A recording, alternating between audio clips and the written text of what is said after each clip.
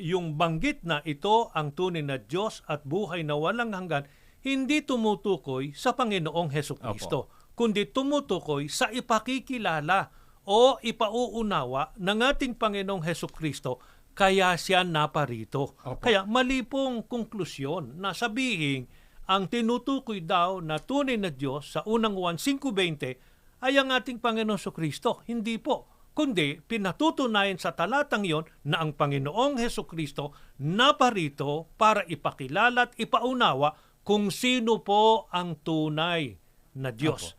Bakit po natin natitiyak na yon ang katotohanan, kapatid na Gerson? Pakinggan po natin sa Juan 7:28 hanggang 29, ganito po nakasulat. Sumigaw nga si Jesus sa templo na nagtuturo at sinasabi, "Ako'y inyong nakikilala at nalalaman din naman ninyo kung taga saan ako at hindi naparito sa aking sarili.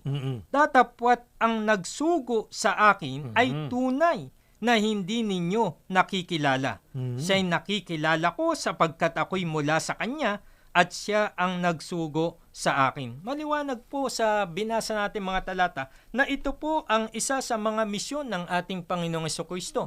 Ang ipakilala yung nagsugo po sa Kanya sapagkat hindi ito kilala po o hindi po siya kilala ng mga tao.